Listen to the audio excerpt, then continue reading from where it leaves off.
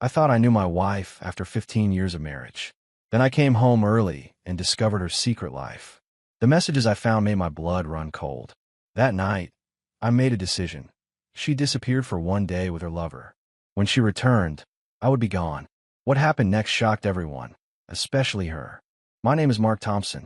I'm 42 years old and the proud owner of Auto Pro, a chain of 5 high-end auto repair shops across the Boston area. I built my business from scratch, starting with a single garage and a toolbox.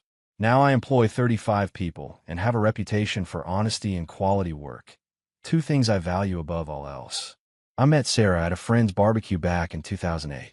She was smart, ambitious, and drop-dead gorgeous with those piercing blue eyes that seem to see right through you. After dating for 2 years, we tied the knot in a simple ceremony on Cape Cod. She pursued her career in tech while I expanded my business. We were the power couple among our friends, successful, happy, solid. At least that's what I thought until that Wednesday, in April, when I came home early from a business trip to Chicago. I had wrapped up my meetings with a potential partner a day ahead of schedule, and I decided to surprise Sarah. Our 15th anniversary was coming up, and I thought we could get an early start on celebrating. I opened our front door quietly, planning to surprise her. The house was silent. I assumed she was still at work at TechVision, the software company where she'd been climbing the corporate ladder for the past 5 years. I headed to our home office to check on some invoices that Sarah had promised to review. Her laptop was open on the desk, the screen showing her email. I wouldn't normally look, but a message preview caught my eye. Can't wait to see you tomorrow. Jay. I shouldn't have clicked it, but I did, and my world collapsed. The email thread between my wife and someone named Jason contained dozens of messages. Personal messages, intimate messages, plans for a special getaway, while I was supposed to be in Chicago. Photos I wish I could unsee. I stood there, my hands shaking, as 15 years of trust evaporated in an instant. The front door opened, and I heard Sarah's voice calling out my name in surprise. Mark? What are you doing home early? Mark? What are you doing home early? Sarah's voice echoed from the hallway. I closed the laptop slowly, my mind racing through options. Confront her now? Pretend I saw nothing? I've never been one to avoid difficult situations.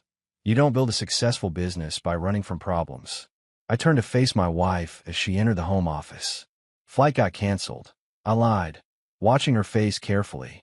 Decided to come home instead of waiting. Sarah smiled, but her eyes darted nervously to the laptop. That's wonderful. I missed you. She moved to hug me, but I stepped back slightly. I need to ask you something, Sarah. Who's Jason? The color drained from her face.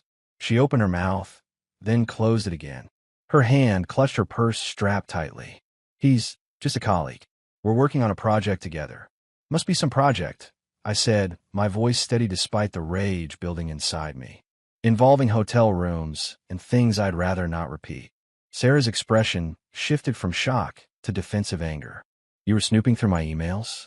How dare you invade my privacy? I laughed without humor. Privacy? We're married, Sarah. 15 years. And you're worried about privacy while planning weekends with your coworker. It's not what it looks like, she stammered, reaching for the standard cheater's playbook. It looks exactly like what it is, I replied, refusing to be gaslight. How long has this been going on? She sank into a chair, suddenly dropping the outrage act. A few months, she admitted quietly. It just happened, Mark. We were working late nights on this big project and... Save it, I interrupted, raising my hand. I don't need the cliches. I walked to the window, staring out at the yard we'd landscaped together last summer. Is he coming here tomorrow? To our house. Sarah's silence was answer enough. I see. So while I was supposed to be in Chicago, you were planning to bring him to our bed. No, we were going to his cabin on the lake. I would never. That distinction means nothing to me, I said coldly. My phone buzzed. A text from Steve, my oldest friend who ran a successful sports bar downtown. Hey man, you back early? Saw your car drive by. Want to grab a beer? Perfect timing. I needed to clear my head. I'm going out, I announced, grabbing my jacket. Don't wait up. Mark, please. Sarah stood, tears streaming down her face now. Can we just talk about this? It was a mistake. It didn't mean anything. I paused at the doorway, looking back at the woman I thought I knew. If it didn't mean anything, that's even worse. You threw away 15 years for something meaningless. I drove to Steve's bar in a daze, hands gripping the steering wheel so tightly my knuckles turned white. When I arrived, Steve took one look at my face and led me to a quiet corner booth. "You look like hell, buddy," Steve said, placing a whiskey in front of me. "What happened?" I told him everything, the words pouring out between sips of bourbon.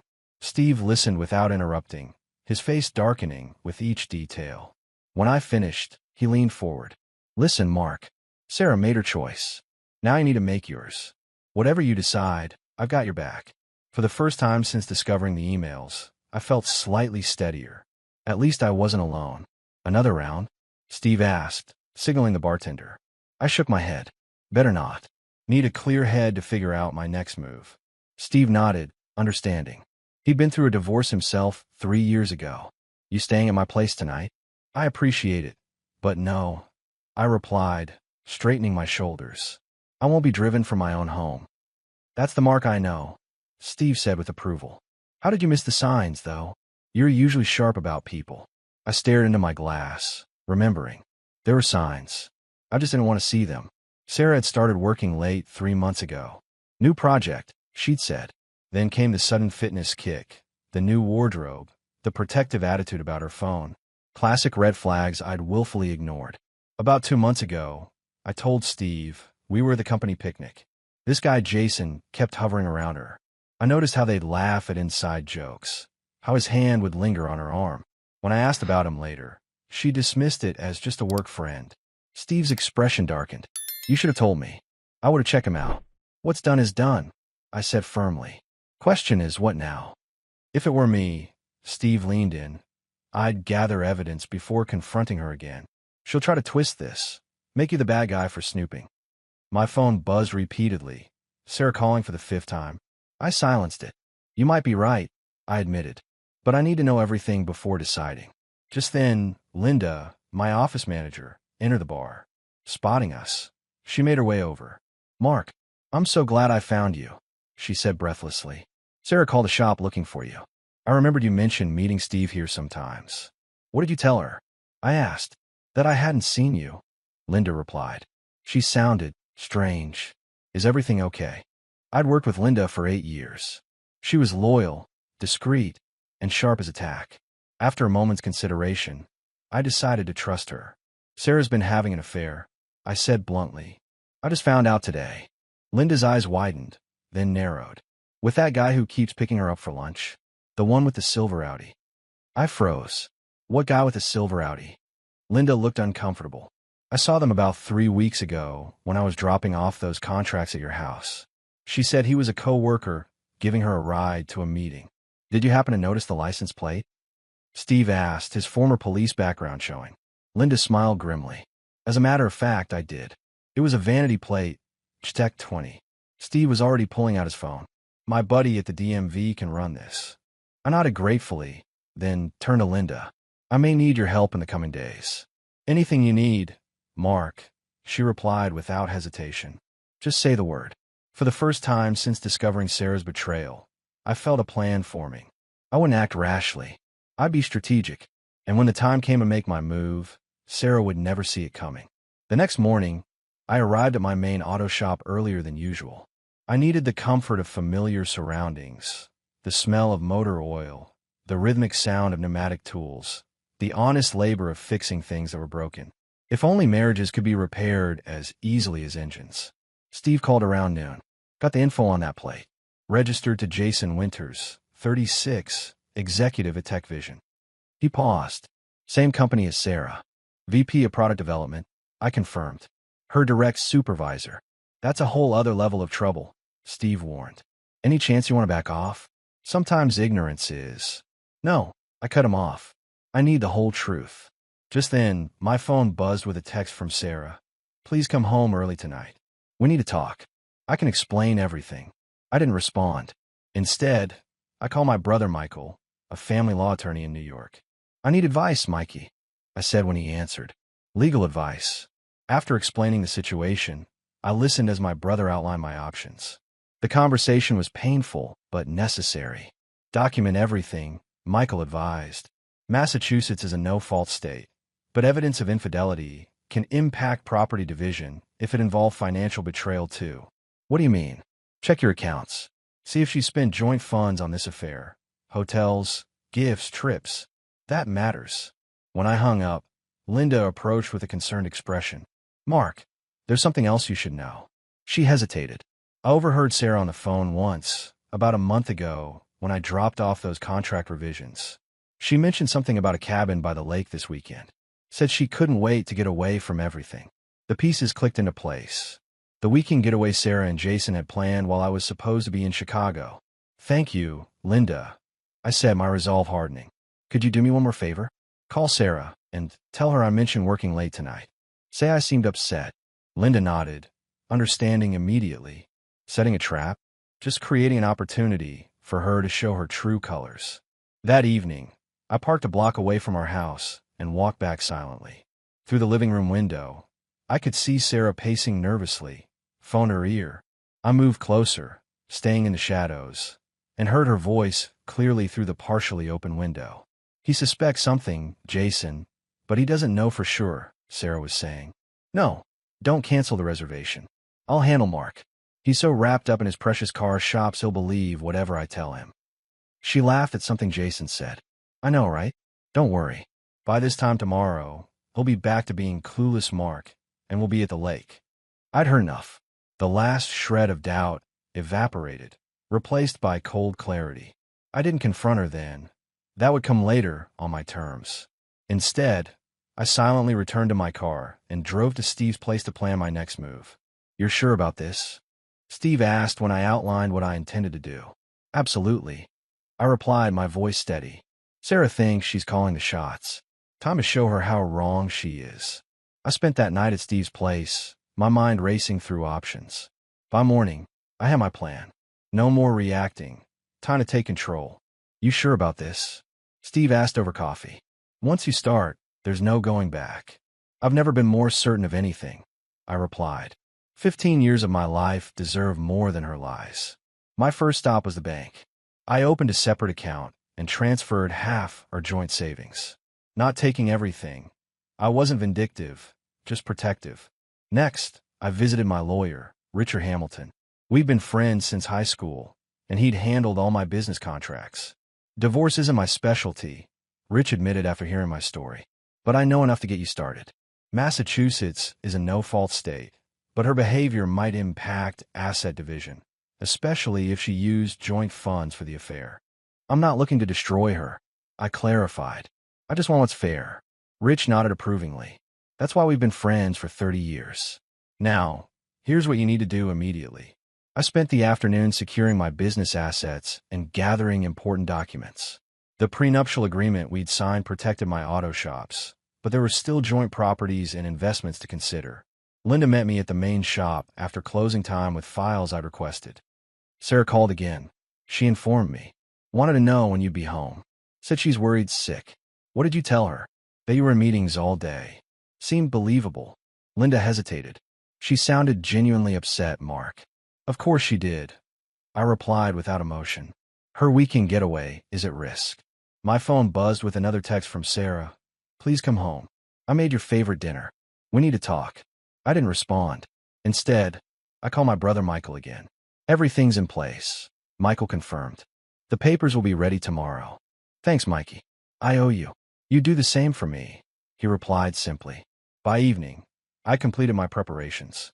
I drove back to our neighborhood, but parked a few houses down. Through the window, I could see Sarah pacing in the kitchen, periodically checking her phone. The sight of our home, the lawn I'd meticulously maintained, the porch swing we'd spent summer evenings on, the oak tree we'd planted together our first year, should have filled me with sadness. Instead, I felt only resolve. This house had become just another stage for Sarah's performance, and I was done being her audience. I texted Steve. It's time. His reply was immediate. You've got this, brother. With a deep breath, I started the engine and drove away. Not to confront Sarah. Not yet. I still had one more crucial task before tomorrow's endgame. Sarah thought she had another day before I returned from Chicago. She had no idea that by this time tomorrow, everything would change. Morning came with a sense of clarity I hadn't felt since discovering Sarah's betrayal. Today was the day everything would change. I met Michael at his hotel for breakfast. He'd flown in late last night to help finalize the details. All set? He asked, sliding a folder across the table. Divorce papers, financial disclosure forms, everything you need. I thumbed through the documents, each page representing another nail in the coffin of my marriage. Thanks for coming in person, Mikey. That's what brothers do, he replied simply. Now walk me through the plan again. I outlined each step, the timing critical. Sarah would be leaving for her weekend trip with Jason this afternoon. I'd be waiting at home when she returned on Sunday, but not as the husband she expected to find. After breakfast, I met with Linda at the main auto shop. I need one more favor, I told her. Can you handle the Johnson account meeting this afternoon? I won't be available. Of course, Linda agreed, but her eyes reflected concern. What are you planning, Mark? A clean break, I answered, and I might need a place to stay for a few days afterward. Linda didn't hesitate. My guest room is yours, however long you need. I appreciate that more than you know, I said sincerely. My next stop was our safety deposit box at the bank. I removed our wedding rings, my grandfather's band that I'd worn with pride for 15 years, along with the deed to the cabin my parents had left me. Sarah had never been added to that deed, thankfully. Steve called while I was leaving the bank. Just drove by your place. Sarah's loading a weekend bag into her car. Looks like she's sticking to the plan. Perfect, I replied. Meet me at Rich's office in an hour. Richard had the final documents ready when we arrived. Steve would serve as witness to my signatures. Once these are filed, Rich explained, there's a mandatory waiting period, but the separation of assets begins immediately. I signed each page with steady hands, my signature marking the end of one chapter and the beginning of another. What now? Steve asked as we left the office. Now, I said, checking my watch. We wait until Sarah leaves, then I go home one last time. We watched from Steve's car as Sarah emerged from our house, weekend bag in hand. She looked excited, carefree, the weight of deception apparently easy for her to bear. Once her car disappeared around the corner, I drove home. The house felt different somehow, hollow, like a stage set after the actors had gone. I moved methodically through each room, gathering only what mattered most. My father's watch, photo albums of my family, the signed baseball my grandfather had given me before he died. In our bedroom, I placed the divorce papers on Sarah's pillow, along with my wedding ring and a short letter. Sarah, you disappeared for one day. When you return, I'll be gone. I know everything about Jason. Don't bother with explanations. My attorney will contact you next week. Mark. Simple. Direct. Final. I took one last look around the house we'd shared, then walked out the door, locking it behind me. The weight that had been crushing my chest since discovering her betrayal began to lighten with each step toward my car. Whatever happened next, I would face it on my terms, not hers. Steve's spare room wasn't fancy, but it offered something I desperately needed: peace. I spent Friday night reviewing the divorce strategy with Michael, then Saturday preparing for what came next. Sarah's been calling nonstop, Steve reported, checking my phone, which I'd mostly ignored. 23 missed calls and about 40 texts. I scrolled through the messages. Where are you? Please come home so we can talk. This is ridiculous, Mark. Answer your phone. I cancel my plans to wait for you. I'm getting worried. If I don't hear from you soon, I'm calling the police. That last one made me chuckle grimly. Seems she canceled her romantic getaway. You knew she would, Michael observed. Once she realized you weren't playing by her script. She'll be frantic by now, I acknowledged, feeling no satisfaction in her panic, just a dull certainty that I was doing what needed to be done. Around noon, Linda called. Sarah showed up at the shop looking for you. She seemed completely distraught. What did you tell her? That I hadn't seen you since Thursday, Linda replied. She didn't believe me. Started demanding access to your office. I had to threaten to call security. I'm sorry you got dragged into this, I said.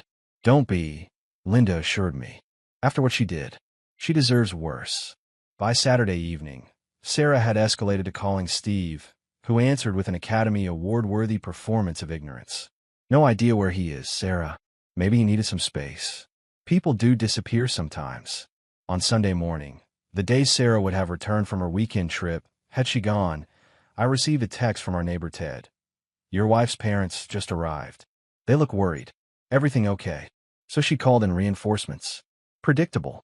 Sarah's parents had always adored me. Their success story, son-in-law who built a business from nothing.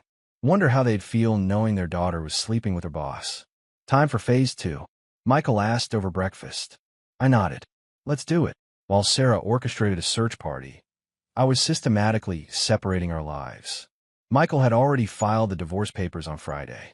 Rich had frozen our joint investment accounts pending legal proceedings. And I'd met with my business accountant to ensure the auto shops were protected. Now came the hardest part, facing the whispers and questions that would follow. I wasn't hiding forever, just long enough for Sarah to understand what it felt like to have someone disappear without explanation. Steve clapped my shoulder. You ready for tomorrow? As I'll ever be, I replied. Tomorrow I'd return to work, face my employees, and begin my new life as a soon-to-be divorced man. My phone buzzed with another text from Sarah. Please, Mark. Whatever you think happened, you're wrong. Just come home so I can explain. I love you. Too little, too late. The man who would have done anything to save his marriage was gone. In his place stood someone stronger, someone who refused to be deceived any longer. That night, I wrote an email to my employees explaining that Sarah and I were separating, asking for their discretion and support during this transition. As I pressed send, I felt a weight lifting. Sarah had disappeared for what was supposed to be one day with her lover. When she returned, I was gone, not just physically, but in every way that mattered. Monday morning arrived with a sense of purpose. I dressed carefully in my best suit, armor for the day ahead, and drove to my main auto shop. Michael insisted on coming along for moral support. You sure you're ready for this? He asked as we pulled into the parking lot. No turning back now, I replied, straightening my tie. The moment I walked through the door, conversation stopped. Linda recovered first, striding forward with a professional smile that didn't quite mask her concern. Good morning, boss. Your 9 a.m. with Peterson Auto Parts is confirmed, and there's coffee in your office. Thank you, Linda, I said, loud enough for everyone to hear. For everything. The morning proceeded with surprising normalcy. Employees who'd received my email offered subtle nods of support, but asked no questions. By noon, I'd settled back into work rhythms, finding comfort in the familiar problems of inventory and customer service. Then Sarah arrived. I was reviewing a parts order when Linda's voice came through the intercom. Mark, your wife is here. Security wants to know if they should let her in. Taking a deep breath, I replied, send her in my office. Michael, who'd been working quietly in the corner, stood. Want me to stay? No, I decided. This is between us. Sarah burst through the door seconds later, looking nothing like the polished professional I'd known for 15 years. Her hair was disheveled, eyes red-rimmed, makeup hastily applied. Where have you been? She demanded, slamming her purse on my desk. Do you have any idea what I've been through? I called hospitals. I filed a missing person report. I leaned back in my chair, regarding her calmly. I left you a letter explaining everything. A letter. She practically spat the word. 4 sentences ending our marriage. And you think that's explanation enough? What would be enough, Sarah? A detailed account of your affair with Jason? The plans you made for your lake house getaway while I was supposedly in Chicago? Or maybe the way you laughed about manipulating me on the phone Thursday night? Her face paled. You were spying on me? No, Sarah. I came home early to surprise you and found your emails. Everything after that was just confirmation of what I already knew. Sarah collapsed into the chair opposite me, her anger deflating. Mark, it was a mistake. A stupid, terrible mistake that meant nothing. If it meant nothing, that's worse. I replied, echoing words I'd said days earlier. And it wasn't a mistake. It was a choice. Multiple choices, made day after day. So that's it. 15 years of marriage, and you just disappear without giving me a chance to explain? The irony of her complaint wasn't lost on me. You disappeared first, Sarah, I said quietly. The moment you decided our vows meant nothing, I just made it official. What do you want? She whispered finally. To punish me? Make me suffer. I want a divorce.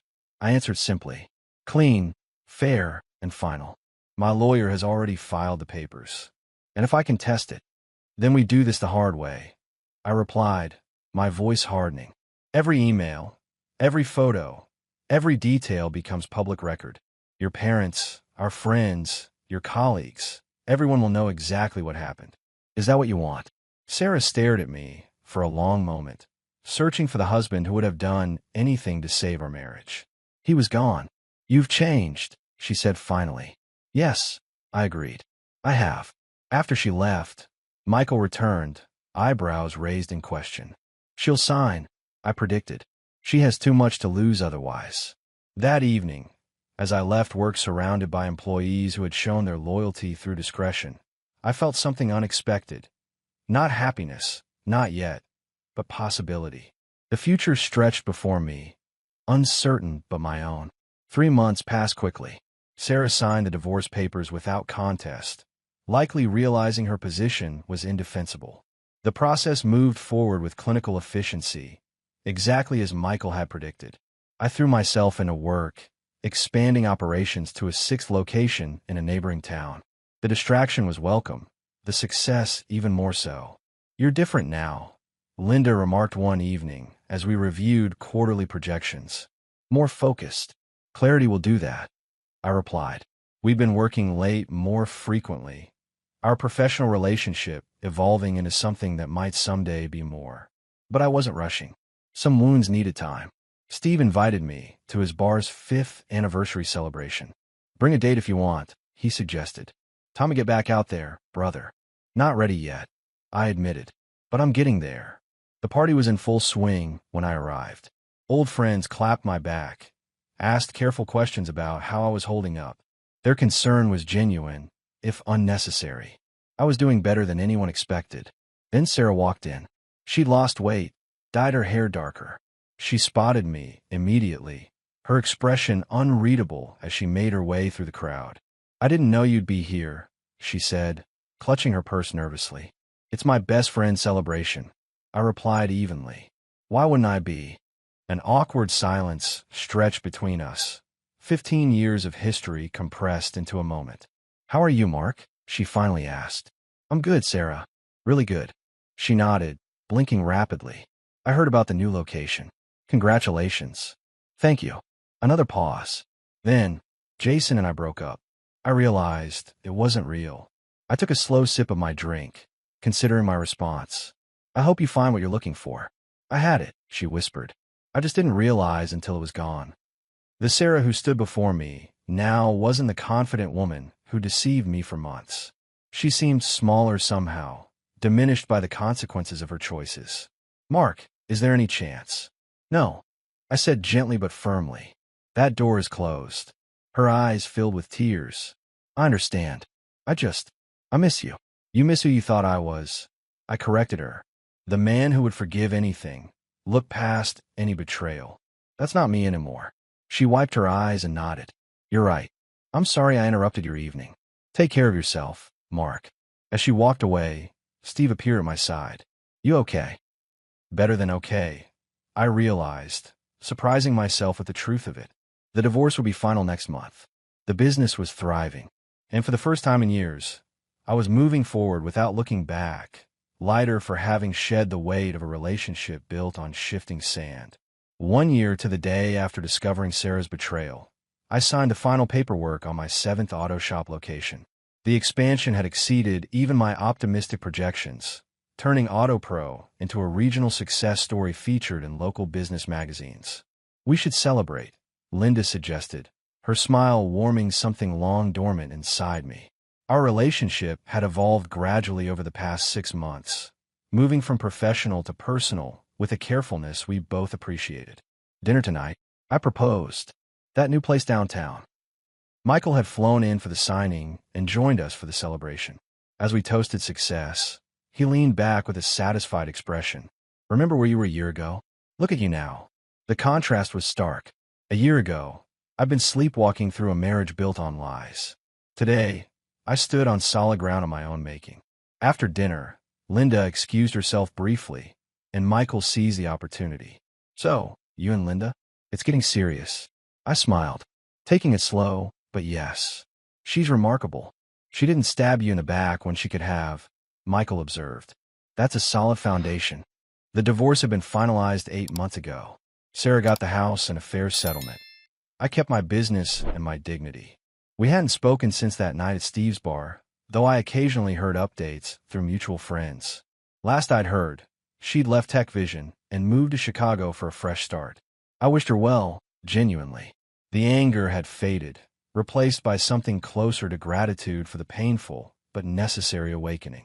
Linda returned, and Michael tactfully departed, leaving us to walk along the waterfront where spring flowers were just beginning to bloom. "A penny for your thoughts," Linda said, her hand warm in mine, "just reflecting on how life changes. A year ago, I thought I'd lost everything that mattered. Turns out, I hadn't yet found it." She squeezed my hand. "That might be the most romantic thing you've ever said." We stopped at the harbor overlook, the city lights reflecting on the dark water. The moment felt right. "I have something for you," I said, pulling a small box from my pocket. Inside was a key. Linda looked confused. "What's this for?" "My new place," I explained. "I'm not asking you to move in yet, but I want you to know you're always welcome. No secrets, no games." Her eyes glistened as she accepted the key. "That means more than you know." Later that night, as Linda slept peacefully beside me, I checked my email one last time. Among the business correspondence was a message from Sarah, the first direct communication in months. "Mark," it read simply, "I heard about your success from Steve. I'm happy for you. I've been doing a lot of thinking about what happened between us. You were right. When you disappeared that weekend, it showed me exactly how it felt to be betrayed. I learned the hard way that when someone disappears for a day, sometimes they're gone forever. I hope she appreciates what she has. I know I didn't. I closed the email without responding. Some chapters were better left ended. Turning off the light, I settled back in bed, watching moonlight play across the ceiling. Sarah had disappeared for what was supposed to be one day with her lover. I had disappeared in return, and in that leaving, I had found my way forward. Sometimes the best way to find yourself is to disappear completely.